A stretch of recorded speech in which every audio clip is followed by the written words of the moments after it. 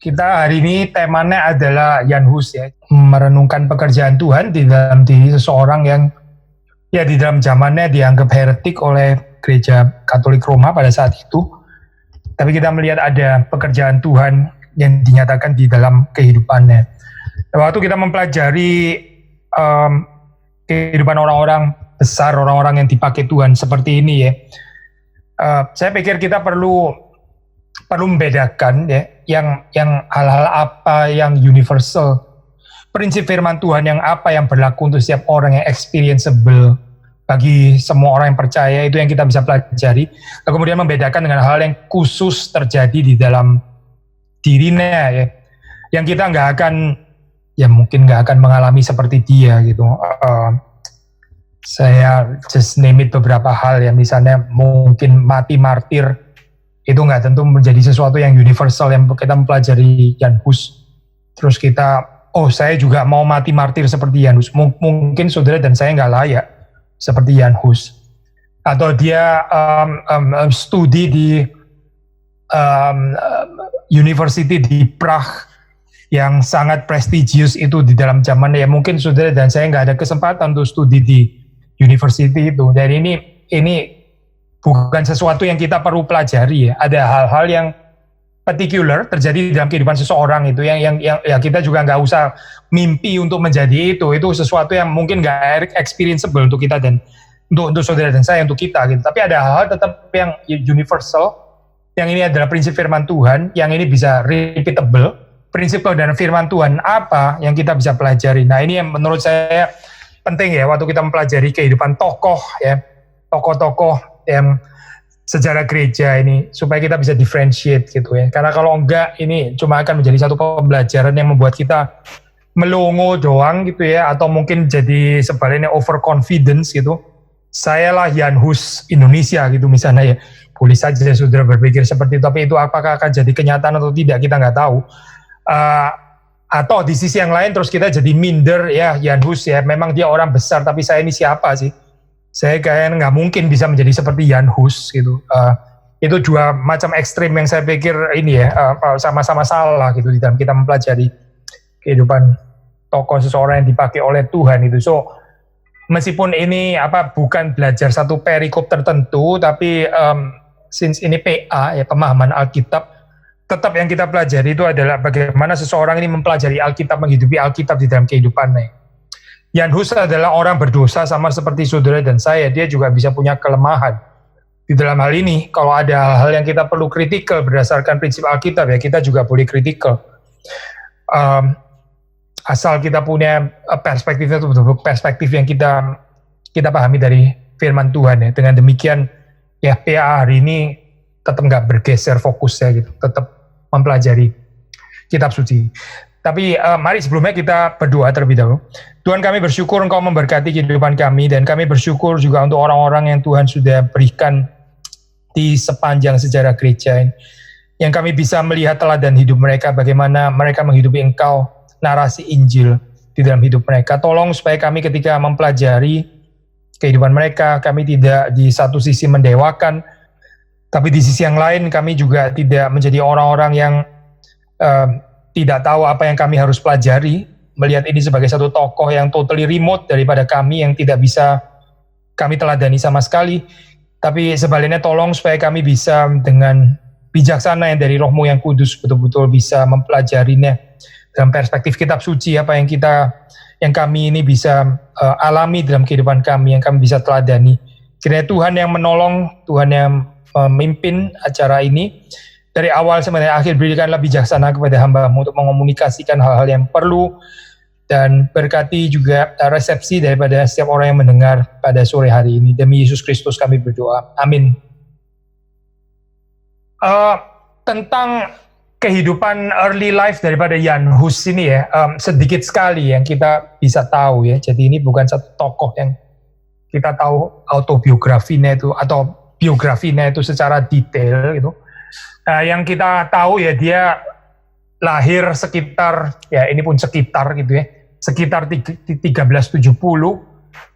di daerah Bohemia Selatan, dan dia memulai studi universitasnya itu di Prague, ya sekitar 1390.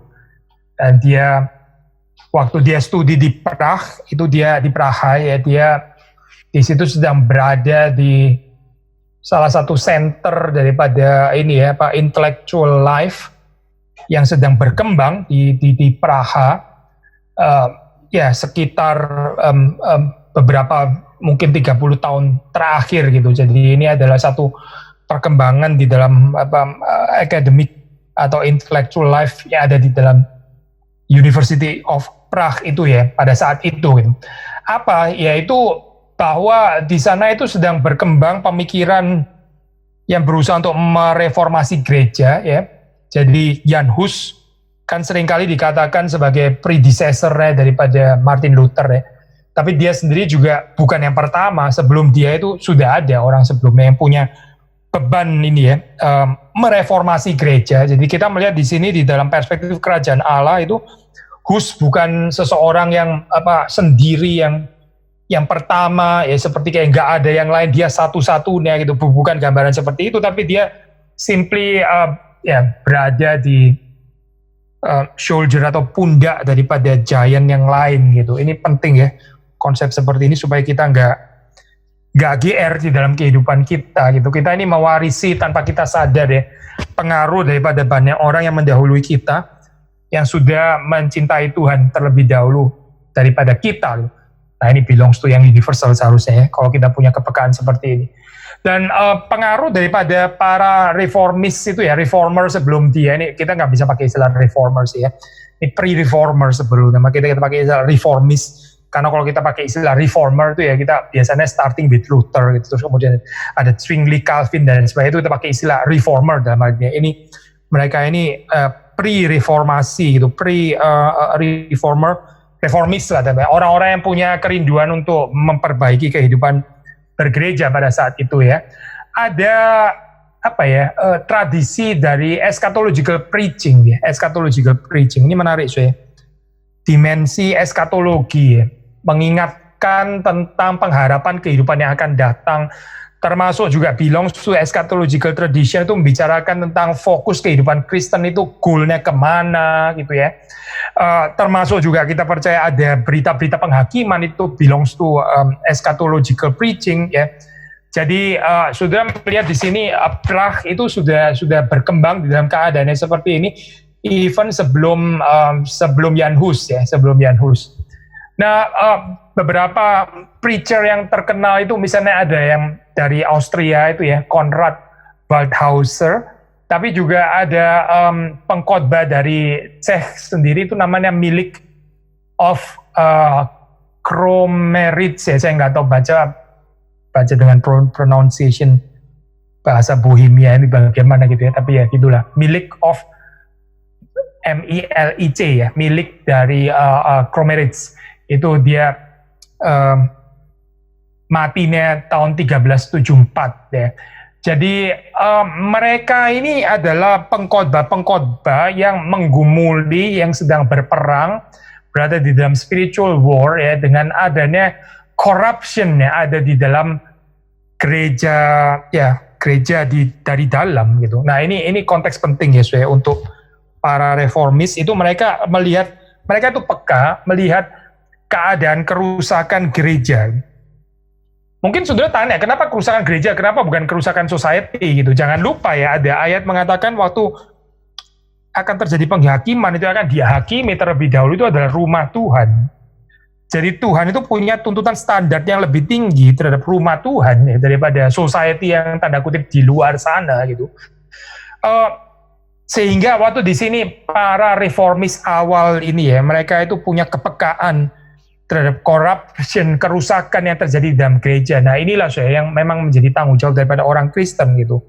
Sebelum kita memperbaiki society ya, yang harus diperbaiki itu adalah gereja. Karena gereja sendiri kalau rusak, terus bagaimana kita memperbaiki society? Meskipun ini tentu saja kita nggak harus mengerti secara sekuensial lah ya, bisa berjalan dengan paralel.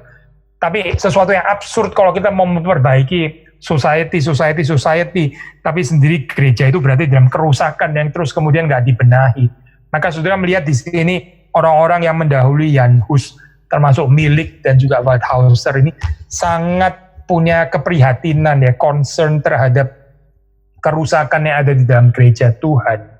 Kerusakan yang dari dalam lagi ya di dalam hal ini gitu. Bukan kerusakan yang dari luar, tapi kerusakan yang dari dalam. Nah, Milik di sini ya, si Milik ini digambarkan sebagai satu pengkhotbah ya, yang setia, berani mengkhotbahkan kebenaran, yang juga berani menegur ya, dan ini seringkali dioposisikan, dikontraskan dengan pengkhotbah palsu atau pejabat-pejabat gereja palsu, termasuk juga false Christians ya, yang dianggap itu sebagai orang-orang yang sebetulnya meracuni gereja dari dalam gitu. Jadi ada peperangan di sini terjadi gitu ya. Ini yang menjadi konteks awal daripada reformasi atau pre-reformasi dari Jan Hus. Menarik bahwa pengkhotbah seperti Milik dan ya maksudnya rekan-rekan yang lain gitu, mereka ini mengembangkan semacam kesalehan perjamuan kudus ya. Jadi mereka ini menyelenggarakan frequent perjamuan kudus secara lebih frequent, di mana di sini mereka menghayatinya ini sebagai satu bentuk daripada spiritualitas, bukan cuma sekedar sebagai ritual ya, dan juga bukan dimengerti secara magical, pasti bukan itu gitu, bukan sebagai satu maksudnya kayak jimat lah atau apa, bukan itu pasti, tapi di dalam pengertian kesalehan perjamuan kudus ya, ini yang dihayati secara benar. Mengapa Zoe? Karena di situ mereka itu mengaitkan prinsip komunion ini ya, dan mereka menghidupinya demikian rupa against certain elitism yang terjadi di dalam gereja gitu. Jadi seperti saudara tahu, masih di dalam zaman Luther itu kan masih sangat kuat ya pemisahan antara lay people ya, orang awam, dengan let's say kaum clergy gitu ya, kaum klerus, para imam itu kan kuat sekali gitu kan ya dalam hal ini. Apalagi di dalam zamannya Jan Hus, apalagi sebelum itu gitu. Tapi apa sih di sini yang menjadi penghayatan daripada kesalehan eukaristik itu? Yaitu bahwa di situ mereka menghidupi apa yang disebut dengan communion of the saints itu ya. Jadi mereka di sini membentuk semacam kayak komunitas yang mirip seperti komunitas biara gitu ya, yang isinya ya, mereka sebut ini namanya Jerusalem ya, mereka sebut ini Yerusalem gitu. Menarik saya biasanya di dalam peristiwa-peristiwa seperti kebangunan rohani ini banyak istilah-istilah muncul itu dari istilah Alkitab ya, yang diambil Yerusalem gitu misalnya ya, menandakan bahwa seperti di sini ada pekerjaan Tuhan yang sedang dinyatakan ya, ada kebangunan rohani. Nah, komunitas ini isinya apa saya? Isinya adalah para pelacur yang sudah bertobat gitu ya, para pelacur yang menyadari dosanya, itu diterima di situ. Lalu mahasiswa-mahasiswa universitas juga mengikuti ini gitu ya, dan juga tentu saja ya ini orang-orang awam yang lain. Jadi saudara melihat di sini yang disebut dengan Eucharistic piety itu betul-betul dihidupi secara real gitu. Whereas di dalam gereja yang established ini seperti ini kayak nggak betul-betul menghidupi communion of the saints gitu ya, seperti kayak cuma teori gitu. Ya kaum klerus dengan kaum klerus, orang awam tetap orang awam gitu, dianggap sebagai second class, third class dan sebagainya. Tapi di dalam komunitas yang mirip komunitas biara ini dibentuk oleh orang-orang seperti Milik ini tadi ya, mereka betul-betul menghidupi perjamuan kudus itu ya. Ini table fellowship ini artinya apa? Ya berarti nggak ada lagi pemisahan antara orang educated, non-educated. Saya sekolah universitas, kamu nggak universitas. Saya dari Praha, kamu cuma universitas biasa saja gitu misalnya. Ini bahkan juga prostitutes yang bertobat ya, tapi juga bisa diterima ya. Dan juga batasan antara lay people dan klerus itu jadi direlativisasi. Jadi betul-betul menghidupi table fellowship di sini gitu ya. Jadi buat kita, so yang kita bisa pelajari di sini, komunion itu bukan cuma sekedar ritual pasti gitu ya.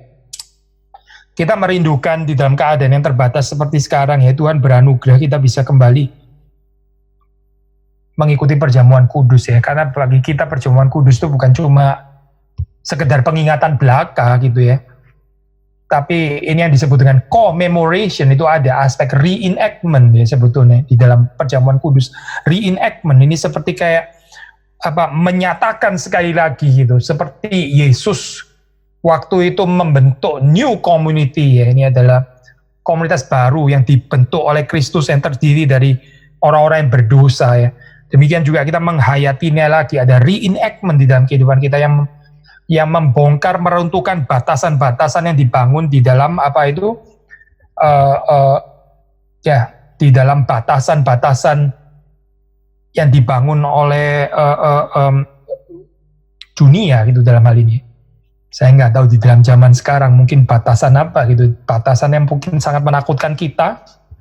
Sekarang mungkin jangan-jangan bukan ini loh, saya bukan tingkat pendidikan universitas atau enggak universitas atau ini prostitut atau bukan, jangan-jangan sekarang batasannya adalah lu sehat walafiat atau lu potentially COVID gitu misalnya ya. Jangan-jangan ini bisa juga menciptakan semacam tembok loh. Lu ini bersih, totally bersih, nggak mungkin kena, nggak mungkin nularin, atau lu bisa nularin gitu. Jangan-jangan kita sekarang bergeser ya temboknya gitu. Tapi saya jangan disalah mengerti ya, saya jangan disalah mengerti dalam pengertian, oh berarti kalau gitu kita nggak usah hati-hati lah gitu, misalnya sakit pun datanglah ke gereja. Saya nggak tanggung jawab ya sudah dengan ekstrim pandangan seperti ini. Tapi saudara tahu di dalam keadaan seperti ini kita mungkin lebih berhati-hati dalam pembatasannya itu, dalam pembatasan ini sekarang. Mungkin bukan pembatasan kaya miskin, tapi pembatasan siapa potensial COVID, siapa bersih daripada COVID, siapa sehat walafiat, siapa yang berpotensi jadi penyakit, lu di luar sana, hai orang-orang kusta gitu misalnya ya, pergilah daripadaku gitu ya, dan teriaklah najis-najis gitu. Jangan-jangan ini yang kita perlu mendobrak narasi ini dalam hal ini ya. Melalui apa? Melalui narasi Injil. Dan ya tembok-tembok yang lain yang mungkin juga masih eksis gitu. Nah, saudara melihat di dalam bagian ini, waktu Tuhan bekerja, itu dia bekerja menghadirkan ini ya, liturgi itu sebagai satu kehidupan yang nyata, betul-betul dihidupi ya. Dan mereka juga milik ini ya, melakukan apa yang disebut dengan vernacular preaching ya. Itu pada zaman medieval ya, itu kalau saudara search vernacular preaching itu apa sih? Berkhotbah di dalam bahasa lokal gitu ya. Jadi itu pada saat itu dilarang gitu, dan milik sebenarnya bukan yang pertama sih. Di dalam tubuh daripada Roma Katolik sendiri ada pengkhotbah seperti itu ya sebetulnya. Tapi yang sebetulnya nggak pernah disetujui ya. Itu dianggap sebagai sesuatu yang dilarang sebetulnya secara official. Nah ini milik ini ada apa ya? Dia mendirikan satu institusi ya untuk vernacular preaching. Ini tipikal ya. Yang disebut Bethlehem Chapel ya, chapel namanya Bethlehem, tadi komunitas namanya Jerusalem gitu ya, ini Chapel Bethlehem. Lalu vernacular preaching ini needless to say tujuannya apa? Ya tujuannya adalah supaya bisa meyakinkan, memberkati orang-orang yang sederhana gitu ya. Kalau university students nggak ada persoalan ya khotbah di dalam bahasa Latin, nggak ada persoalan, mereka pasti mengerti gitu. Tapi ini orang-orang yang sederhana yang mau dicapai itu sehingga perlu vernacular preaching. Nah sekarang untuk konteks kita memang kita nggak bicara vernacular preaching karena nggak ada lagi orang khotbah bahasa Latin kayak sekarang gitu ya. Tapi sama di dalam pengertian vernacular preaching ini spiritnya kan spirit inkarnasi. Bagaimana mengkhotbahkan ini ya, memberikan pengajaran yang bisa dimengerti di dalam bahasa yang sederhana, against those kind of academic elitism ya, academic elitism atau mungkin social elitism atau apa ya, nggak harus akademik sih gitu, tapi yang cuma bisa diakses oleh kelompok tertentu saja gitu. Itu memang sudah dari awal ya, itu berbenturan dengan spirit pre-reformasi ini ya, berbenturan dengan reformasi dalam zamannya Luther, Zwingli, Calvin, tapi juga sudah berbenturan di dalam zaman orang-orang seperti Jan Hus bahkan sebelumnya gitu. Karena mereka prefer vernacular preaching di dalam hal ini. Dan meskipun demikian ya, ini tetap ruangan yang disediakan ini kita nggak bisa menekankan ini seperti kayak tadi satu sisi kita bilang mereka mengadakan perjamuan kudus itu cukup frequent gitu ya. Tapi mereka tetap nggak berusaha untuk menghadirkan konsep high sakramentalisme gitu ya. Sakramentalisme bukan itu, tapi penekanan mereka itu lebih kepada ini pemberitaan firman gitu, pemberitaan firman. Wah, high view of Lord Supper sih iya gitu ya, karena tadi kita bilang mereka menjelangkannya dengan lebih frequent gitu, menghidupinya itu lebih penting dalam hal ini. Dan juga pemberitaan firman Tuhan itu vernacular preaching itu tadi gitu. Dan ini menjawab kebutuhan pada saat itu daripada kerinduan banyak orang yang ada di Praha itu ya, yang sungguh-sungguh merindukan true Christian communion ya. Bagaimana menghidupi ini ya, persekutuan tubuh Kristus itu. Jadi sekali lagi di sini mereka itu mencoba untuk betul-betul menghidupi arti dari perjamuan kudus, waktu tembok antara klerus ya, antara orang-orang rohaniwan ya dengan orang-orang awam itu temboknya itu diruntuhkan gitu. Jadi menghidupi ini ya satu kehidupan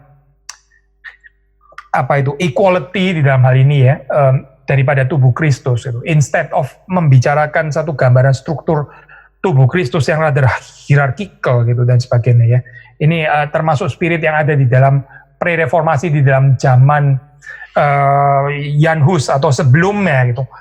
Dan juga ini ya saya kepercayaan yang fundamental bahwa ada perbedaan ya di sini, ada perbedaan antara institutional church ya, gereja yang established itu ya, dengan the true church yang terdiri atas orang-orang yang percaya, yang terdiri daripada orang-orang pilihan. Nah di sini sebetulnya ide ini berasal daripada John Wycliffe ya, John Wycliffe, Oxford theologian. Dia mengajarkan konsep seperti ini ya. Jadi sebelum daripada Jan Hus, dan Jan Hus ini dipengaruhi oleh bukan cuma Jan Hus ya, tapi juga orang-orang yang di University of Prague itu tadi ya, expose pengajaran daripada John Wycliffe ya. John Wycliffe itu mengajarkan ini ya, dia sangat dipengaruhi oleh teologinya Agustinus ya. Dia teologinya itu strictly predestinarian. Jadi bagi John Wycliffe ini ya, ide predestinasi ya, divine election ini adalah prerequisite ya. Ini adalah persyaratan yang mendahului waktu kita mau bicara tentang religious authority. Jadi ini agak dikontraskan saya di dalam hal ini ya dengan institutional church. Ya, institutional church, gereja yang kelihatan ya, ada aspek organisasinya dan sebagainya, tapi highly corrupted pada saat itu gitu. Sehingga orang-orang seperti Wycliffe, seperti Jan Hus ini terus kemudian mereka itu mendambakan ini loh, the true church itu sebetulnya itu bukan ini ya, bukan ini sebetulnya gitu. Sehingga terus kemudian mereka membicarakan tentang tentang gereja yang sejati itu adalah terdiri atas elect ya, terdiri daripada orang-orang yang dipilih oleh Tuhan.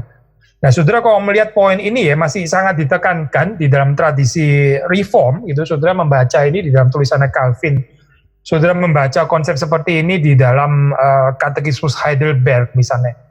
Bukan tanpa pengaruh daripada Jan Hus, Wycliffe, Agustinus ya. Tapi saudara perhatikan juga, ini terutama berkembang ya konsep so-called invisibility of the church, ini gambaran true church yang tidak kelihatan. Di tengah-tengah keadaan gereja established institusional yang very corrupted, saudara jangan sembarangan ngomongin ini ya apa itu predestinasi, election, invisibility of the church tanpa konteks gereja yang corrupted, nanti bisa bahaya saya kalau kita nggak mengerti konteks ini ya. Saudara bisa membayangkan di situ ya, di tengah-tengah kehidupan gereja yang luar biasa corrupted yang seharusnya itu mencerminkan kemuliaan Kristus ya, keadilan Kristus, belas kasihan Kristus, cinta kasih Kristus, tapi yang ada di situ adalah kerusakan demi kerusakan ya. Itu sangat wajar kalau orang di dalam eklesiologinya terus kemudian berpikir ini cannot be the true church seperti ini gitu. Karena nggak ada tanda gereja yang benar gitu. Ini sudah mirip seperti kayak human club, ini nggak seperti kayak gereja lagi gitu, seperti kehilangan tanda-tanda gereja yang benar. Maka itu mereka terus kemudian di sini ter-encourage ya, memikirkan doktrin gereja itu dari perspektif predestinasi, the elect ini ya, divine election. Dan kita melihat di sini gimana ya, kok bisa ya orang-orang kita nggak bisa bandingin dengan zaman kita sekarang. Orang dalam zaman dulu kan sangat localized ya, kehidupannya belum masuk ke globalisasi gitu, jauh sekali. Tapi mereka bagaimana bisa terekspos daripada tulisannya John Wycliffe di dalam hal ini. Dan di dalam hal ini kita melihat pekerjaan Tuhan itu ada aspek-aspek yang seringkali kita nggak juga ya. Misalnya di dalam konteks pada zaman Jan Hus itu ada pernikahan ya antara Bohemian Princess Anne itu menikah dengan King Richard II dari England ya. Wycliffe itu kan England, Oxford ya. Jadi tulisannya Wycliffe itu karena pernikahan ini lalu terekspos masuk ke academic life di University of Praha itu tadi gitu. Sehingga terus kemudian mereka terekspos dengan tulisan ini. Ini seperti kayak hal yang apa sih hubungannya pernikahannya Princess Anna dengan King Richard II of England ini ya, urusannya dengan perkembangan gereja apa? Buat kita seperti kayak nggak ada hubungannya, buat kita ini seperti kayak kebetulan saja. Tapi di dalam tangan Tuhan ini bisa dipakai Tuhan ya, ini emergent happenings ya yang dipakai Tuhan untuk juga membangkitkan pekerjaannya, termasuk melalui pernikahan yang ya sepertinya dari perspektif teologi, perspektif gereja lah, dia mau nikah sama siapa lah, bodoh amat gitu seperti ya, nggak ada pengaruh apa-apa memang untuk kepentingan gereja seperti ini bukan sesuatu yang penting ya. Di dalam realm politik katakanlah ini boleh saja penting gitu. Tapi dari realm gereja kita bisa bilang dari perspektif teologis ini kan bukan sesuatu yang penting ya. Ini kan ya urusan di sana gitu. Tapi dari perspektif kerajaan Allah secara keseluruhan, Tuhan bisa pakai hal-hal yang sederhana seperti ini ya, sederhana. Marriage-nya Princess Anne dengan King Richard II ini sebetulnya apa gitu yang terjadi untuk gereja? Yaitu tulisannya Wycliffe itu bisa keluar dari England dan sampai kepada Bohemia karena pernikahan ini gitu. Nah, alangkah indahnya ya kalau di dalam kehidupan kita ini kita bisa ya waktu Tuhan menyatakan ya, gak ada hal yang kebetulan gitu, hal yang kelihatan seperti remeh-temeh yang gak ada hubungannya dengan kehidupan kerohanian kita, ternyata bisa dipakai Tuhan. Itu juga dirajut oleh Tuhan untuk menghadirkan kerajaannya gitu, yang melampaui cara pikir kita. Ya siapa yang bisa berpikir bahwa pernikahan ini sebetulnya itu akan memberi dampak, tulisannya Wycliffe bisa sampai kepada Bohemia, mungkin gak ada orang merencanakan seperti itu ya sebetulnya. Tapi justru karena pernikahan ini Tuhan juga memakainya dan ada pekerjaan Tuhan yang melampaui daripada sekedar katakanlah pernikahan atau kebahagiaannya si Anne dan King Richard ini tadi gitu. Hopefully pernikahan saudara juga seperti itu ya. Lalu terus kemudian kita balik lagi kepada pengajarannya Wycliffe ya. Kalau saudara membaca di dalam pengajarannya Wycliffe itu dia yakin ya di dalam pengajaran Wycliffe itu nggak ada evidence, the existence dari kepausan itu nggak ada gitu. Jadi dia dalam hal ini dia menentang ya, dia very critical ya. Seperti kita tahu Wycliffe sendiri kan juga akhirnya mengalami ini ya penganiayaan gitu. Jadi ya penekanan Wycliffe ini ada di mana? Yaitu dia di dalam doktrin predestinasi itu tadi. Dia terus kemudian mengatakan ini berarti bukan tentang church office ya, bukan tentang jabatan gerejawi atau partisipasi di dalam sakramen ya, itu menjadi tanda bahwa seseorang itu diselamatkan. Tapi Wycliffe menaruhnya ya pada pada God's eternal decree. Orang yang dipilih Tuhan ya, inilah garansi yang sesungguhnya keselamatan seseorang. Sekali lagi ya, jadi saudara melihat di dalam konteks kerusakan gereja ini ya, ada pergeseran eklesiologi di dalam pemikirannya Wycliffe yang tadinya itu penekanannya itu kita tahu dari mana sih kita diselamatkan ya, kalau kamu ngikutin ini Eucharisnya Gereja Katolik Roma gitu, kamu diselamatkan ya, kamu in communion kalau kamu menerima Lord's Supper ya dari Gereja Roma Katolik. Tapi Wycliffe mengatakan ya, konteksnya sekali lagi jangan lupa ya, corrupted church itu tadi itu highly corrupted. Maka Wycliffe itu menaruhnya itu bukan di situ, itu nggak jaminan kamu menerima sakramen di sana gitu ya. Tapi penekanannya itu ada pada God's eternal decree yang memilih orang untuk diselamatkan. Sehingga di sini ada penekanan kepada doktrin predestinasi itu ya. Kita melihat konteksnya seperti itu gitu.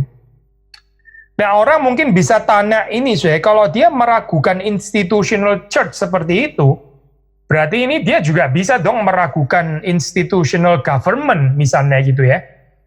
Institutional state di dalam hal ini kan. Church saja dia ragukan. Ya apalagi state gitu misalnya kan ya. Tapi kalau kita melihat di dalam gambaran orang-orang pre-reformasi ini ya, atau reformis awal ini, mereka biasanya itu mempunyai high view atau high opinion ya terhadap secular powers. Kenapa sih? Karena mereka perlu ya ini secular powers ini tuh menjadi balance and check ya terhadap kekuasaan gereja yang seringkali itu mengabsolutkan diri pada saat itu ya. Kekuasaan gereja mengabsolutkan diri sehingga perlu pemerintah di dalam hal ini untuk mengontrol. Nah, saudara melihat misalnya di dalam reformasi Luther, cerita ini kan juga seperti terulang ya. Ada kemiripan gitu. To certain extent ya, kita melihat kenapa ceritanya Luther itu bisa berhasil, karena ada campur tangan juga political power sebetulnya ya. Yang dipakai Tuhan juga untuk mendukung jalannya cerita reformasi ini. Maksudnya kalau Luther harus berjuang sendiri gitu ya. Ya sulit ya, misalnya ini humanly speaking, saya nggak ngomong dari perspektif mujizat Allah ya, pasti bisa gitu. Cuma ternyata Tuhan kalau sudah baca di dalam cerita reformasi itu juga pakai ini ya, principalities, maksudnya secular powers itu ya, secular tanda kutip, para pejabat pemerintah tuh mendukung proyek reformasi ini, makanya bisa bergulir di dalam zaman Luther. Nah, saudara melihat ini juga sudah ada predecessor-nya gitu. Secular powers untuk apa ya, waktu gereja itu semena-mena, waktu gereja itu mau main hakim sendiri, mau jadi kekuatan absolut yang paling di atas, menjadi wakilnya Tuhan gitu. Nah, di situ di mana pemerintah itu boleh bertindak ya. Radikalisasi agama itu sudah dari dulu sudah ada, bukan pada zaman kita sekarang gitu. Radikalisasi itu sudah ada juga di dalam kekristenan, di dalam zaman dulu, di dalam medieval, di mana pemerintah itu harus bertindak di dalam hal ini supaya mencegah orang-orang yang mengaku beragama tapi terus kemudian menyalahgunakan power ya. Ini fenomena sudah ada sejak dari dahulu gitu. Tapi kita menambahkan sebetulnya gambaran ini ya memang diharapkan seperti itu gitu ya. Secular powers itu jadi balance untuk church officials, tapi seringkali ya sayangnya secular powers itu juga nggak kebal terhadap influence daripada corrupted church itu tadi ya. Nah, ini ironis sekali ya, gereja itu kan seharusnya menjadi garam terang, tapi karena corruption terjadi di dalam gereja malah justru akhirnya juga mempengaruhi state juga gitu, mempengaruhi government ya, dari bad influence daripada the church di dalam hal ini. Terus kemudian akhirnya ya orang-orang yang berusaha untuk hidup benar dan sebagainya itu seringkali akhirnya berada dalam posisi yang dianiaya gitu. Posisi yang mereka harus menderita ya, karena baik official church menganiaya mereka, nggak menghendaki reformasi ya, tetap mau berada dalam corruption, tapi juga terus kemudian negara sendiri juga dipengaruhi oleh bad influence daripada the corrupted church yang seperti ini. Jadi ini satu situasi yang betul-betul sulit ya. Nah, di dalam keadaan seperti itu ya, ini Jan Hus itu berada. Jadi sudah melihat di sini ada penekanan tadi ya, sekali lagi boleh menyimpulkan frequent communion itu tadi ya. Karena mau menghidupi ini table fellowship ya. Lalu terus kemudian penekanan apalagi ada Bethlehem Chapel ya, jadi mereka punya tempat sendiri gitu ya, di-consecrated ya, ini tempat untuk beribadah, untuk preaching, vernacular preaching. Lalu just ditambah lagi dengan pengkhotbah yang sangat diberkati Tuhan itu ya, yang punya karisma dan diurapi oleh Tuhan ya, seperti milik dan sebagainya. Ini menjadi satu seperti satu karakteristik daripada pre-reformasi yang ada di Bohemia ya. Jadi ada keunikan di dalam reformasi yang ada di kota Praha ini gitu. Jadi praktek-praktek seperti ini ya, dan juga kategori-kategori dalam vocabulary yang ada seperti kayak the true church ya, the elect ya. Dan bagaimana mereka juga mau menghadirkan ini secara konkret ya, ada perwujudan gitu ya, juga bisa dilihat secara nyata ya. Jadi ini menciptakan kontras gitu, kontras antara gereja yang established. Ya ini satu gerakan ya yang menciptakan satu kontras dengan gereja yang established. Nah, nggak mengherankan saya kalau gereja yang established ya terus kemudian jadi sangat terganggu, sangat marah ya, sangat nggak happy dengan gambaran seperti ini karena mereka lebih mau di dalam status quo ya. Ini asyik gitu kalau pejabat-pejabat gereja itu bisa terima uang, memperkaya diri mereka sendiri ya. Dari kehidupan yang dualis sambil mengkhotbahkan firman Tuhan, di sisi yang lain mencintai mamon gitu misalnya kan ya. Di gambaran status quo yang seperti itu saya, mereka mau terus-menerus berada di dalam keadaan darkness yang seperti itu. Tentu saja mereka sangat terganggu dengan pengkhotbah seperti milik ini gitu. Karena mereka lah yang berani menegur dosa, berani memperjuangkan satu kehidupan true church seperti yang dikehendaki oleh Tuhan dan juga menghidupinya di dalam kehidupan yang nyata gitu. Ada perwujudan konkret di dalam kehidupan yang nyata. Tadi kita mengatakan bahwa kota Praha, maksudnya ini ya, academic life di Prague University itu terekspos dengan pengajaran daripada Wycliffe. Maka demikian juga Jan Hus di dalam hal ini, dia juga terekspos dengan tulisan-tulisan daripada John Wycliffe gitu. Maksudnya termasuk juga reformasinya atau pre-reformasinya ada di England. Nah, jadi kalau kita melihat sumbangsih atau perkembangan daripada gerakan reformasi di sana itu, Bethlehem Chapel itu misalnya ya betul-betul menjadi satu center gitu ya daripada gerakan reformasi di Praha itu. Jadi tempat ini bisa menampung ribuan orang ya.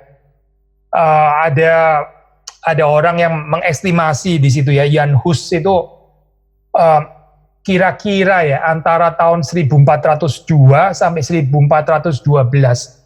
Jadi satu decade ya, ini 10 tahun, dalam kurun 10 tahun itu dia dikatakan di situ mengkhotbahkan lebih daripada 3.500 khotbah. 3.500 khotbah ya, kalau di rata-rata berarti satu tahun itu 350 khotbah.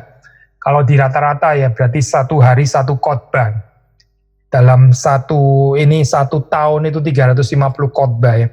Ini so tipikal ya, saya pernah share kepada saudara itu Calvin itu mengkhotbahkan kitab-kitab itu banyak sekali ya. Kitab ini dikhotbahkan, kitab itu dikhotbahkan itu. Nah ini menjadi ciri khas daripada gerakan reformasi. Kalau terjadi kebangunan rohani itu ada kesungguhan ya, ada satu ambisi untuk bisa mengkhotbahkan kitab-kitab suci ya, di dalam segala kelimpahannya, dan bukan itu lagi gitu misalnya ya. Misalnya Yohanes 3 ayat 16 saja gitu misalnya, terus bicara perikop itu saja, perikop ayat emas gitu loh, bukan gitu, tapi ini bagaimana mengkhotbahkan keseluruhan kitab suci ya. Seperti di sini ya, ada satu desakan daripada Roh Kudus untuk mengkhotbahkan kelimpahan daripada kitab suci. Nah ini saudara bisa melihat sebagai sesuatu yang bisa di reenacted ya. Ada kerinduan orang untuk menggali kitab suci. Nggak puas hanya dengan penggalian kitab tertentu saja gitu, tapi ada kerinduan untuk menggali kitab suci dari Kejadian sampai Wahyu. Nah ini saudara bisa melihat sebagai sesuatu karakteristik ya di dalam kebangunan rohani. Tapi sebaliknya waktu orang nggak tertarik belajar kitab suci, waktu mimbar mulai jadi klise ya, mulai ulang-ulang wejangan yang itu lagi gitu ya. Seperti kayak nasihatnya itu lagi ya, kayaknya terus-menerus kalimatnya ini lagi, nggak ada perkembangan apa-apa gitu ya. Bukan berarti memang kita harus selalu mencari new insight, bukan itu poinnya. Tapi nggak ada kesegaran gitu loh. Saya waktu gereja itu menjadi klise di dalam pemberitaannya. Ya saudara tahu di situ nggak ada pekerjaan Tuhan, berarti ini jangan-jangan Tuhan sudah mulai meninggalkan. Karena apa ya? Karena nggak ada ambisi untuk mengkhotbahkan kitab suci. Hamba Tuhan mulai jadi males gitu ya, mulai lebih nggak suka. Ya susah ya kalau persiapan khotbah ya, kita kalau bisa sih khotbah sesedikit mungkin lah. Kalau bisa itu 2 bulan sekali gitu atau apa gitu ya. Atau ya 1 bulan sekali lah paling maksimal gitu. Saya susah soalnya kalau persiapan gitu ya. Jadi hamba Tuhan yang males, nggak mau persiapan, tapi jemaatnya juga males juga gitu ya. Ya rasa nggak ada yang kurang apa-apa, ya sudah begini juga nggak apa-apa gitu. Memang kita keadaannya begini.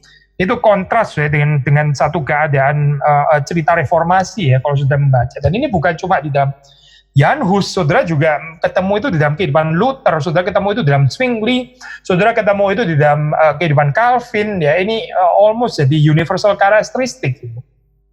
Gerakan khotbah, ya, gerakan untuk membicarakan kitab suci, ya itu kelimpahan kitab suci itu diberitakan dan gak habis-habis, karena memang gak pernah bisa habis digali di dalam hal ini, dan gak puas hanya dengan 1-2 ayat saja. Gitu. Nah ini saudara bisa belajar di dalam sesuatu yang sebetulnya kita selalu melihat menjadi ciri khas dari gerakan reformasi kalau kita baca gitu. Nah jadi mereka tentu saja kita mesti mengertinya bukan cuma di dalam pengertian khotbah teori-teori doang, bukan ya, tapi mereka juga rindu ya put into practice ya, ini manifestasi yang embodied ya, yang betul-betul bisa dihadirkan di dalam keseharian. Konsep ideal body of true Christians itu apa gitu ya? True church itu bagaimana seharusnya? Tubuh Kristus seperti dibicarakan dalam Alkitab itu seperti apa gitu ya? Jadi meskipun mereka di sini menekankan tentang the invisible church ya, Jan Hus ini kan termasuk salah satu teolog yang terkenal yang memopulerkan konsep invisible church yang dia percaya ya, dia belajar dari Agustinus ya via Wycliffe itu, jadi Agustinus, Wycliffe, Jan Hus, terus kemudian kita membaca di dalam ini ya Pak, konteks teologi reform ya, Zwingli, Calvin ya, termasuk katekismus Reform Confessions itu kan membicarakan pembedaan antara invisible dan visible church ya. Dan kita insist ya, di dalam hal ini doktrin gereja ini bukan dua gereja yang berbeda ya, saya bukan gitu. Tapi kita ini di dalam pengertian membedakan seperti kalau kita mau pakai analogi, Kristus itu dua natur ya, natur manusia, natur ilahi. Ini dua hal yang berbeda, tapi kita bukan mau menciptakan dua Kristus ya, bukan. Kalau separasi itu terjadi ya, ini jadi dualis ya, gambaran church itu eklesiologinya jadi nestorian gitu. Tapi kita nggak bermaksud mengajarkan demikian ya. Ini membicarakan dua perspektif ya, membicarakan dua aspek ya, two ways of speaking the church, the one and the same church, one holy Catholic church. Tapi ada perspektif invisibilitasnya dan ada perspektif visibilitasnya. Nah, saudara melihat di sini kenapa ya penting di situ membicarakan invisibility ini? Karena kalau kita cuma bicara visibilitas di dalam hal ini ya, kita bisa geleng-geleng kepala gitu. Ini apakah ini yang disebut gereja ya? Corrupted ini, tapi nggak ada tanda-tanda, nggak ada slightest tanda gereja yang sejati. Maka perlu ya di dalam hal ini ya untuk merenungkan aspek invisibilitas ini, bukan di dalam pengertian yang mau escapist, neoplatonis atau menunggu yang akan datang, bukan. Tapi ini konsep invisibilitas, true church yang mau dihayati di sini dan sekarang juga. Jadi sekali lagi ya, bagi orang-orang seperti Jan Hus ya dan Milik dan sebagainya ini penting ya untuk menghidupi aspek invisibilitas ini ya. Visible embodiment-nya di sini dan sekarang itu bagaimana? Ini penting sekali. Karena tanpa ini ya kita cuma jadi ngawang-ngawang gitu. Ada orang itu menekankan konsep invisibility of the church ya. Dia selalu kecewa dengan gereja ini, gereja itu. Dia anggap gereja ini corrupted, nggak sempurna. Dia pindah-pindah gereja terus gitu ya. Tapi dia juga nggak mau membuat konsep yang menurut dia ideal gereja itu seperti apa. Dia juga nggak mau mengusahakannya bagaimana hadir di dalam kehidupan bergerejawi di sini dan sekarang di dalam gereja yang kelihatan. Dia nggak tertarik untuk berperang menghadirkan itu ya. Dia cuma tahunya kecewa, pindah dari gereja ini keluar ke gereja itu, gereja ini dan sebagainya. Tapi dia nggak menghadirkan juga di sini ya. Inkarnasinya itu nggak ada akhirnya gitu, nggak ada visible embodiment. Saudara mengerti ya poin ini? Tapi itu bukan Jan Hus ya, bukan gitu. Jan Hus memang betul dia kecewa dengan established church dalam hal ini ya, karena so corrupted.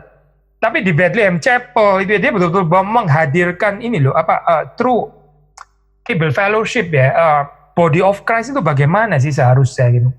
Yang mendobrak batasan-batasan itu bagaimana? Apakah kita mesti takut dengan pelacur yang sudah bertobat gitu? Apa kita mesti menganggap mereka lu sekali pelacur selama-lamanya pelacur gitu misalnya gitu? Adakah kita kemungkinan untuk menerima mereka sebagai orang-orang yang diperbarui dalam Kristus gitu? Lalu bagaimana dengan orang-orang yang nggak terdidik ya? Bukan cuma ada university students, tapi juga ada peasants gitu misalnya. Apakah kita juga bisa in communion dengan mereka gitu? Nah ini yang coba dihidupi ya. Jadi visible embodiment-nya itu sangat penting untuk para pre-reformer seperti Jan Hus ini ya. Jadi ini ya sama seperti Zwingli ya, sama seperti Calvin juga sangat mirip di dalam hal ini ya. Mereka ini adalah satu gerakan yang mau membawa komunitas orang-orang percaya itu untuk memiliki cinta ya, desire yang holy terhadap the law of Christ, hukum Kristus ya. Ini penting sekali gitu. Dan bagaimana menghidupi the life of Christ ya. Ini jadi ada aspek imitatio Christi ya. Nah, kita biasanya orang Injili kadang-kadang kalau disebut imitation, peneladanan gitu, kita bisa agak alergi dengan istilah itu. Sebetulnya nggak harus sih, ya. Tergantung kita mengerti istilah ini dalam konteks seperti apa. Kalau kita membicarakan imitation of Christ dalam pengertian Pelagian ya pasti kita tolak, seperti kayak nggak perlu anugerah Tuhan. Pokoknya setiap orang bisa meneladani Kristus. Kalau kita mengertinya dalam pengertian sekedar moral improvement ya pasti sulit untuk menerima konsep seperti ini dari perspektif Injili ya. Tapi sebetulnya imitatio Christi kan bisa dimengerti dalam pengertian orang-orang yang sudah dilahir barukan gitu ya. Yang justru spiritually regenerated yang sekarang mempunyai kerinduan ya, mencintai the law of Christ itu dan mau menghidupi narasi Injil ya.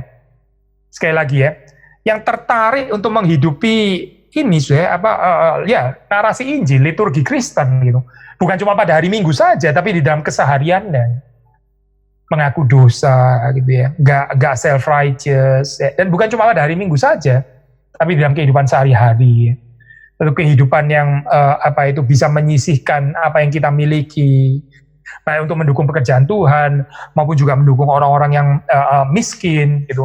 Dan orang-orang miskin juga jangan terus victim mentality, miskin terus seumur hidup ditolong terus, tapi bagaimana juga bangkit bisa menolong orang miskin yang lain gitu ya. Jangan terus menjadi mentalitas orang yang menerima terus seumur hidup menerima gitu ya, taken for granted ya, nggak bertumbuh berarti gitu. Nah ini loh ini yang dihidupkan dalam ini ya, the life of Christ ya, the law of Christ.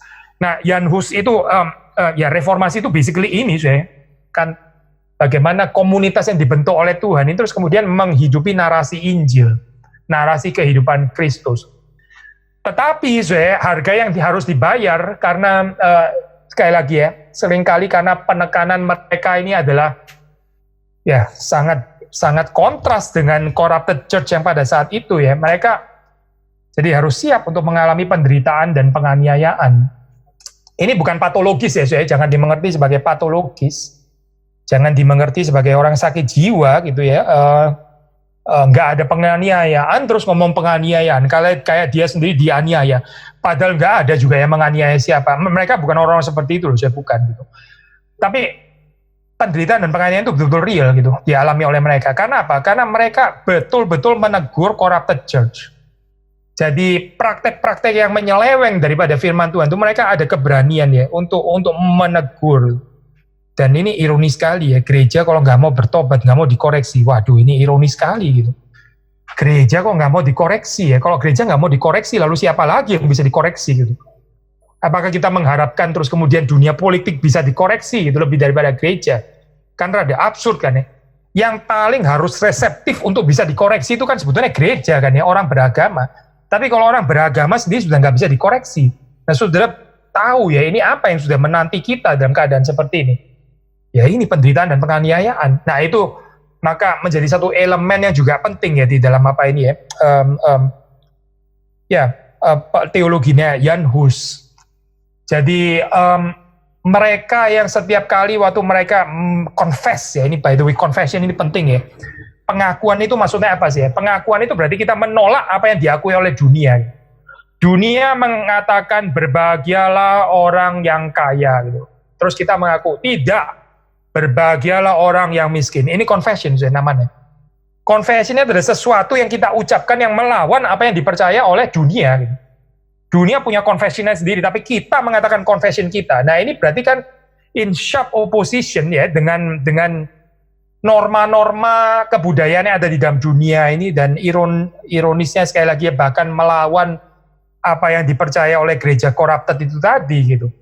Jadi dalam keadaan seperti ini ya, confession itu melawan apa yang dikonfes oleh dunia, apa yang dikonfes oleh a corrupted church, apa yang dikonfes juga oleh pembesar-pembesar di dalam dunia politik, di dalam orang-orang yang ada di dalam dunia politik itu ya. Nah di dalam keadaan seperti ini ya nggak heran lah kalau orang Kristen terus kemudian menderita dan dianiaya. Jadi ini satu poin yang penting ya di dalam pemikirannya dari Jan Hus gitu. Dia sangat menekankan di dalam khotbahnya itu pentingnya perseverance ya, ketekunan, pentingnya steadfastness ya, ketekunan ya, tahan uji. Nah ini dianggap sebagai satu virtue yang sangat penting, khususnya di dalam saat seperti ini ya. Jangan give up, jangan discourage, jangan terus kemudian jadi conform dengan cultural norm yang ada di dalam dunia itu. Kita bisa selamat daripada penderitaan yang dialami gitu, karena conform to the world. Tapi kita gagal menjadi saksi Tuhan ya, kita jadi mendukakan Roh Kudus. Kita jadi nggak ada lagi keberanian untuk mengoreksi ya corruption yang terjadi di dalam gereja gitu. Ini adalah orang-orang yang play safe akhirnya gitu. Ya needless to say nggak mungkin dipakai Tuhan orang-orang seperti ini ya, karena orang-orang ini conform to the world. Maksudnya kalau seandainya Jan Hus melakukan kehidupannya seperti ini, ya sudahlah, dia nggak mungkin jadi martir gitu, nggak mungkin dia jadi martir. Dia jadi martir justru karena dia nggak berhenti untuk mengoreksi. Dan kalau kita kalau kita melihat di dalam kehidupannya itu yang seringkali menjadi sasaran di dalam khotbah-khotbahnya itu adalah kegagalan daripada rekan-rekannya. Apa nggak cari mati kayak begini ya? Coba saudara bayangkan gitu ya, kalau misalnya saya khotbah di GRI, terus kemudian yang saya attack itu justru adalah pendeta-pendeta GRI yang lain. Apa saya nggak cari mati kayak begini gitu? Saudara nangkep, ini asumsi ya, seandainya gereja kita ini so corrupted gitu ya, kita berdoa kepada Tuhan enggak lah ya, tapi seandainya misalnya seperti itu ya, ini berarti dalam satu gereja yang corrupted. Terus siapa yang dikhotbah? Justru adalah hamba-hamba Tuhan yang paling sering itu ya ditegur dosanya itu adalah kegagalan daripada hamba-hamba Tuhan. Ya, Jan Hus memang cari persoalan lah kayak begini kan ya. Jadi yang sering kali dikoreksi di situ adalah lust ya, dosa hawa nafsu ya, greed keserakahan ya, lalu terus kemudian hunger for power, abuse power, itu kuasa otoritas yang dipergunakan secara keliru, dan terus kemudian apalagi yaitu mereka ini tidak melakukan tanggung jawab mereka baik di dalam pastoral office, preaching office, ya, pengembalaan, pengajaran, ya. Nah ini yang seringkali di-attack oleh Hus gitu, oleh Jan Hus, ya. Sehingga ya dia membuat dirinya sendiri itu punya reputasi yang jelek ya akhirnya di kalangan teman-temannya gitu, maksudnya sesama pengkhotbah. Jadi di dalam keadaan seperti ini dia seperti menempatkan dirinya itu ya berada di dalam konflik yang terus-menerus ya dengan otoritas gereja gitu. Sampai terus kemudian Archbishop of Prague itu mengeluarkan satu peraturan ya, dia memberikan satu resolusi gitu, melarang attacks, melarang serangan ya yang dilancarkan kepada petinggi-petinggi gereja, kepada otoritas gereja. Nggak boleh. Untuk khotbah-khotbah ini ya ada di Bohemia ya nggak boleh melancarkan serangan terhadap petinggi-petinggi gereja gitu misalnya. Jadi saudara tahu ya, ini memang benar-benar orang yang bebal, yang bukan saja tidak bersyukur, masih ada nabi yang berani mengkritik, yang berani menyampaikan kebenaran firman Tuhan dengan berani, tapi mereka malah disuppress ya, dihentikan. Nah ini kita melihat satu keadaan yang sulit bagi para reformis seperti Jan Hus itu ya. Maka kalau saudara melihat termasuk di dalam hal ini ya, kenapa terus kemudian akhirnya bisa sampai kepada martir dan sebagainya ya. Singkat kata yaitu saudara melihat di sini adalah panggilan daripada orang-orang Kristen yang betul-betul merindukan satu komunitas Kristen yang sungguh-sungguh seperti di dalam zaman gereja mula-mula ya. Lalu dan mereka melihat corruption yang terjadi di dalam institutional church ini ya, yang nggak menghidupi cerita narasi body of Christ, tapi lebih menghidupi narasi dunia. Dan mereka digerakkan oleh Tuhan untuk punya courage memberitakan kebenaran firman Tuhan, meskipun itu harus melukai rekan-rekan ya, tapi mereka tetap mengkhotbahkan dengan berani ya. Ini merupakan satu cerita yang kita bisa belajar daripada para pre-reformer seperti Jan Hus, seperti Wycliffe ya. Dan ya akhirnya kita melihat nanti Tuhan terus bekerja ya di dalam diri orang-orang seperti Martin Luther, Zwingli, Calvin dan sebagainya. Tapi ini di dalam tahap awal ya. Sebenarnya masih ada ya cerita-cerita yang lain yang kita bisa pelajari daripada Jan Hus ya, yaitu dia pernah mengalami pengasingan ya selama 2 tahun gitu, jadi diusir dari kota Praha. Tapi di dalam pengasingan ini dia tidak terus kemudian menjadi discouraged, terus menjadi apalagi menyesal gitu ya, aduh kenapa sih saya ini resek banget sih hidup kayak begini, akhirnya dibenci kanan kiri, mau ya hidup harmonius gitu ya dengan yang lain sehingga nggak usah sampai seperti ini. Oh tidak, saya tidak gitu.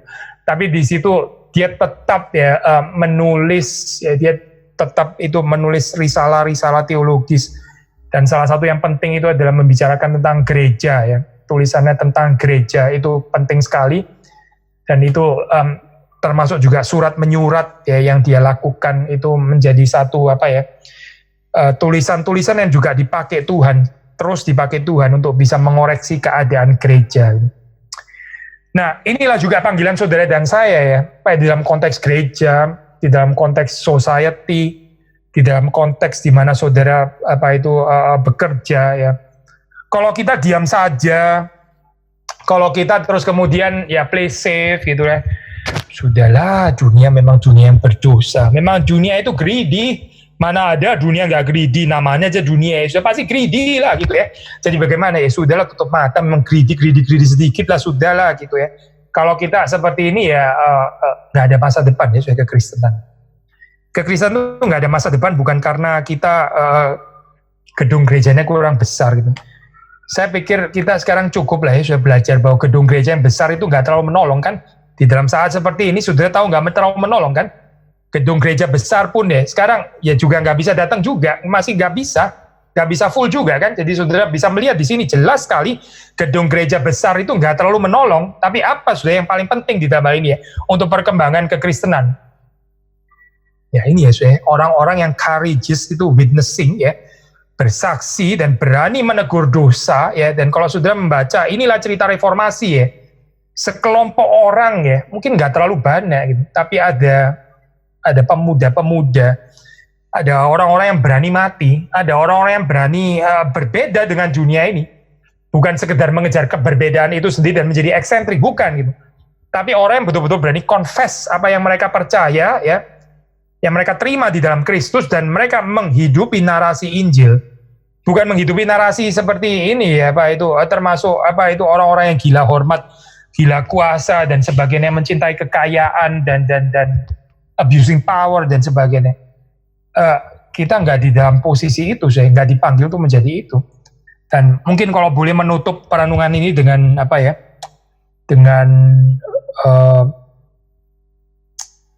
khotbah di bukit yang terakhir itu ya, penghiburan yang Tuhan berikan. Mari kita membaca dari Matius ya, sabda bahagia itu ya, 11 dan 12, 2 ayat terakhir.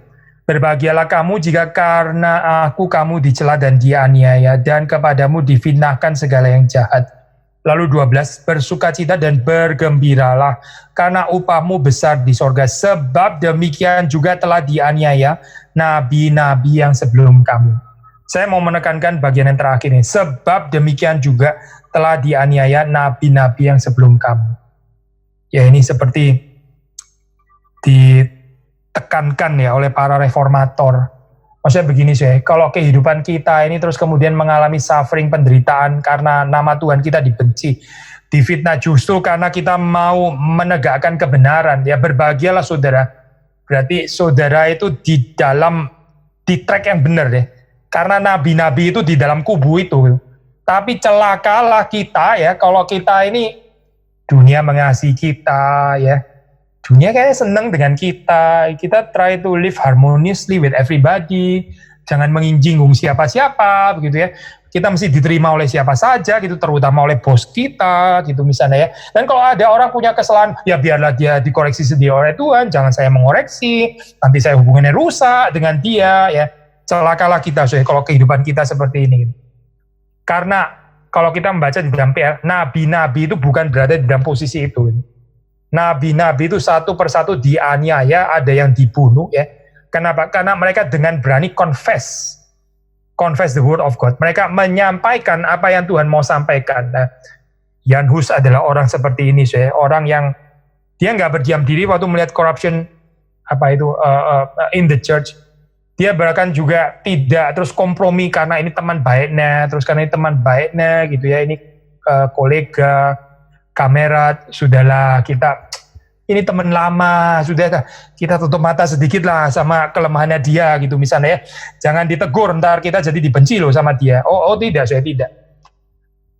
Jan Hus nggak spare gitu ya. Mau teman teman lama atau teman dekat atau apa, waktu mesti koreksi ya itu koreksi ya. Dan ini jalan salib ya, jalan salib.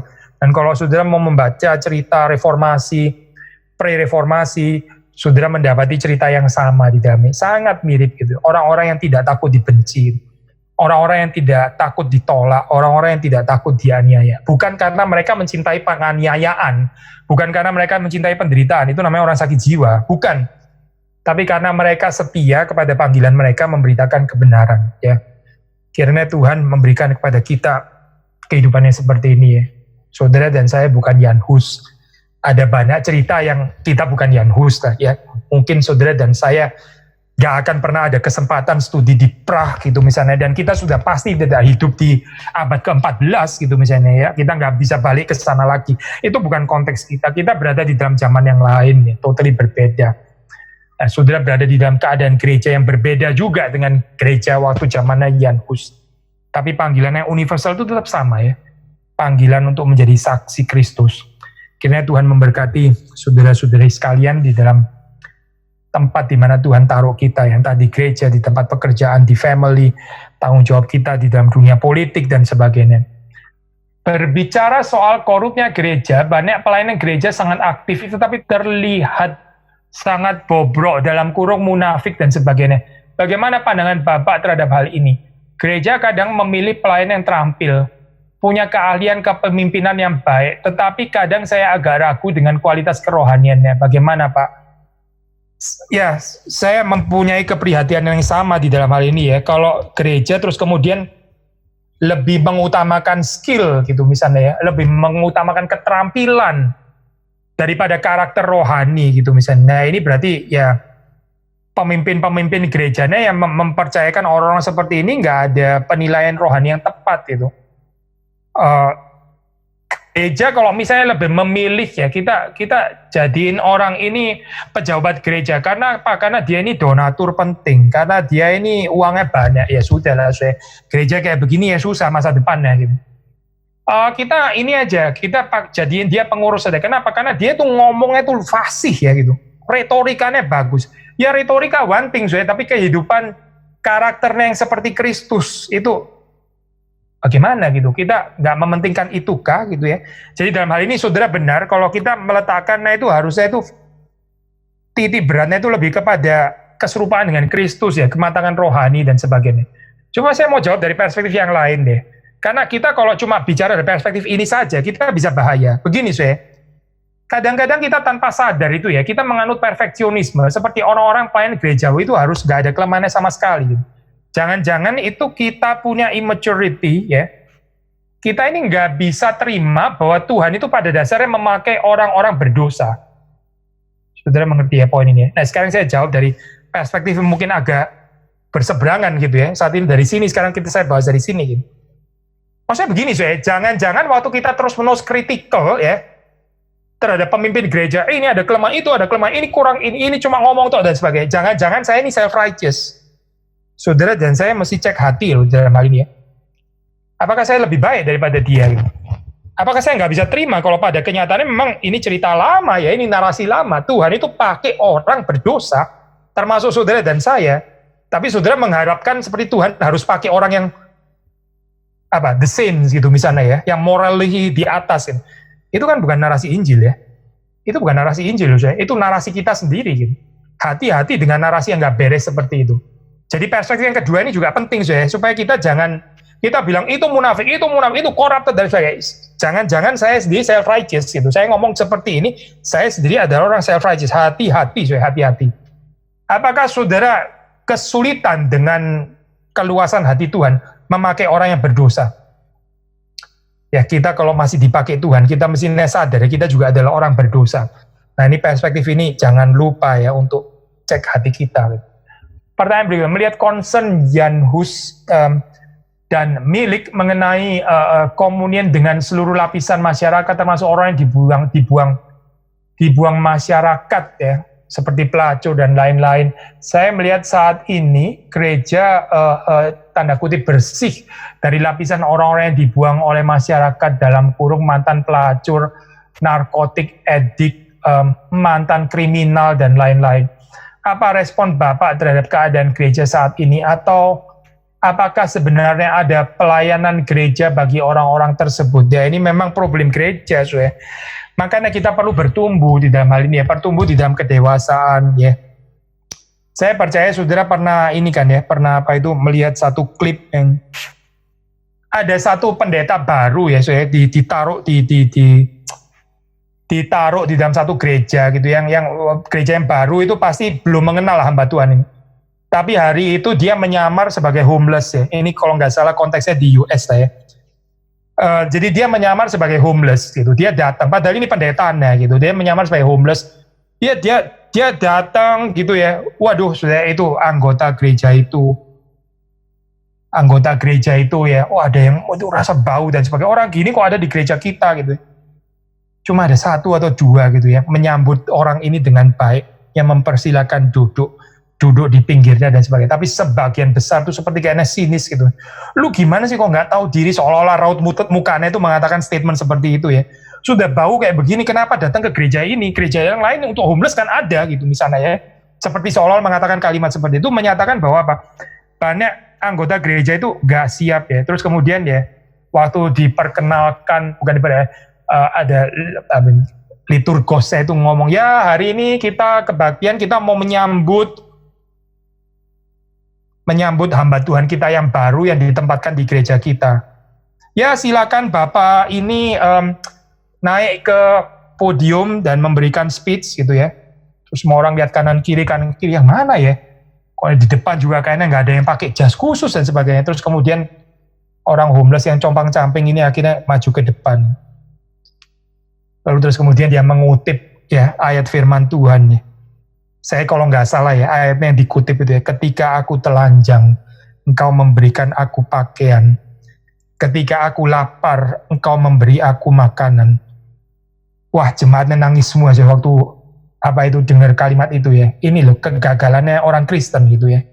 Kita tiap kali dengar kalimat itu, kita mungkin bilang amin, iya dan sebagainya.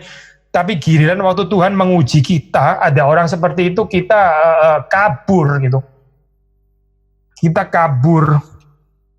Saya sensitif saya bilang kalimat ini ya. Saya khotbah ini kepada diri saya sendiri. Jangan-jangan kita ketakutan dengan orang yang tadi mungkin bukan pelacur, tapi potentially COVID. Lu jangan deket-deket saya gitu. Lu sudah CPR belum? Lu sudah tes rapid belum? Jangan sembarangan lu masuk ke rumah saya gitu. Ini apa sih? Apa ini? Apakah itu communion of the saints? Jangan ditarik ekstrim ya, saya nggak bertanggung jawab dengan ekstrim. Saya nggak bertanggung jawab dengan ekstrim. Oh kalau gitu inilah peluk-pelukan aja semuanya gitu ya. Cium-ciuman sekalian. Katanya nggak takut COVID. Saya nggak tanggung jawab dengan ekstrim ini ya. Bukan itu yang saya ajarkan gitu. Tapi self-centeredness memarginalisasi kelompok tertentu itu very much alive sampai di dalam zaman kita very much alive. Kalau nggak urusan moral, urusan kekayaan, urusan kesehatan, urusan macam-macam lah ya ini seperti yang saudara angkat di situ ya. Tapi kita yang lemah ini kita mesti minta pertolongan Tuhan ya. Minta pertolongan Tuhan seperti Kristus ya. Yang bergaul dengan pelacur ya. Pemungut cukai, orang kusta dia sembuhkan dan bukan ketakutan ya. Nah ini loh jiwa seperti ini kita jauh ya, jauh daripada spirit seperti ini. Kita minta kekuatan dari Tuhan. Saya percaya gereja yang punya courage seperti ini ya, menghidupi table fellowship ya, dan nggak pilih-pilih dan nggak self-centered, nggak self-conscious gitu ya. Awas lu, jangan menulari saya. Awas lu ya, kotor saya bersih gitu. Lu compang-camping bau, saya nggak bau. Saya pakai parfum, kamu enggak gitu dan sebagainya. Ini saya gereja nggak ada masa depan ya kayak begini. Saya nggak peduli gereja itu semewah apapun, tapi nggak ada masa depan ya. Tapi mungkin ada gereja yang nggak ada gedungnya ya. Mungkin fasilitasnya itu sederhana. Tapi orang-orangnya itu menghidupi ini spirit reformasi. Table fellowship ini gereja yang diberkati Tuhan. Bagaimana sebaiknya kita berespon apabila kita bekerja di dalam institusi Kristen yang lebih mengutamakan kesamaan teologi? Maksudnya apa ini? Daripada performance dan profesionalisme. Di dalam pemilihan karyawan di institusi tersebut. Apakah ini bisa disebut nepotisme, Pak? Oh, maksudnya misalnya company dimiliki oleh orang reform, dia lebih prefer yang kerja orang-orang reform gitulah kira-kira ya.